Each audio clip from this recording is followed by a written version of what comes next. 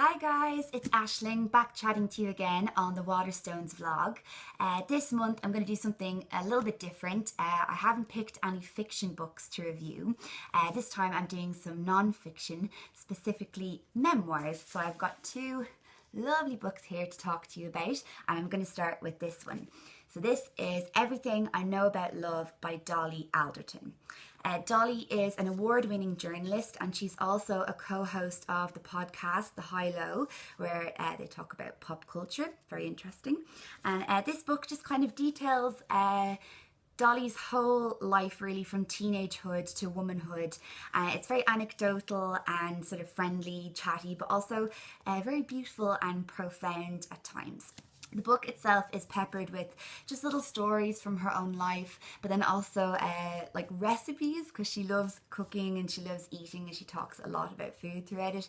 And also these kind of satirical emails. Like one of my favorite ones was this very over aggressive maid of honor emailing all the other members of the bridal party about this really expensive hen do, and how they were all going to have to spend, you know, £385 getting there, and then they were expected to do this, that and the other. And it's just really, really funny. And I think she really gets the female gender. I mean, obviously she is a woman, but she just really gets what it is to encapsulate being a woman, which is why I really enjoyed this book, because she really details and articulates the struggles of being a teenager and then being sort of lost and then trying to find yourself and then lost again.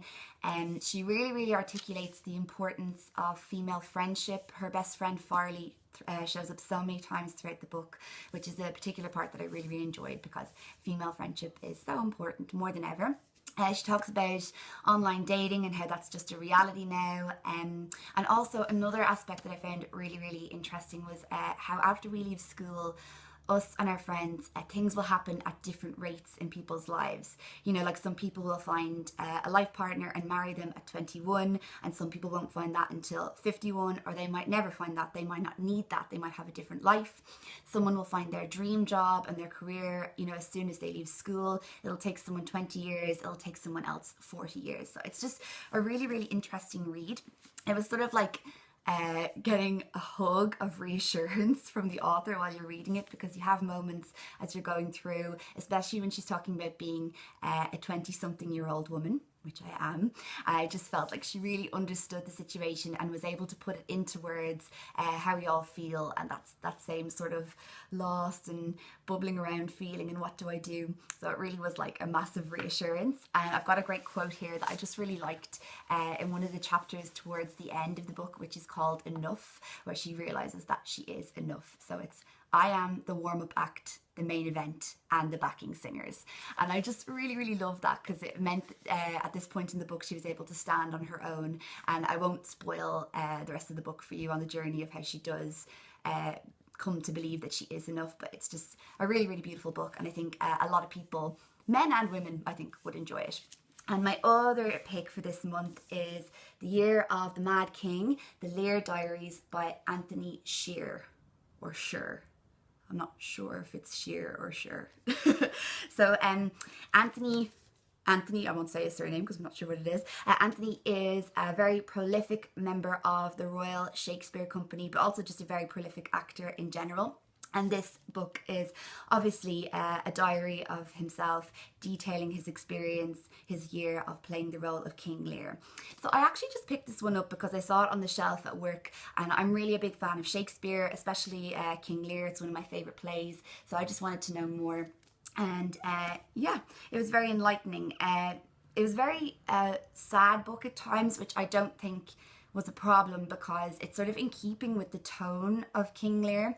You know, there's a very famous quote, it smells of mortality, which he kind of brings up again and again, because this is a diary, it's sort of interlinked with his life as well as his experiences of playing King Lear.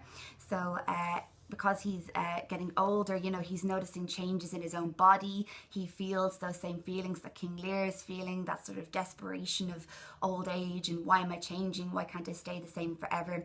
But then also, you know, some of his friends and family are passing away, and it's a beautiful note of acceptance of this is what life is. You know, it is sorrow and it is hard and difficult, but it is also beautiful, and you must come to appreciate the time that you have and the things that you're doing in the time that you are here.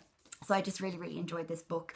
Also, he has done some beautiful artwork throughout the book, which actually was a big selling point for me. So I'm just going to show you one of my favorite ones here. This is actually what made me buy the book. So it's this beautiful, oh, sorry about the shine, it's this beautiful drawing that he did of himself as King Lear, and I just love that scene, you know, where Lear is sort of losing his grip on reality and he comes out with the flower crown. It's just one of those famous images from Shakespeare in general, really. So I would really recommend both of these books to you guys, especially if you're trying to get into non-fiction or memoir. They're both really beautiful, really personal books, and just something really lovely, a bit different to read. Both very different books, obviously, but would recommend them both highly to you all. So guys, that's it. I hope you enjoyed this vlog, and I will see you again next month on the Waterstones vlog with a few more recommendations and reads for you very soon. Okay, bye.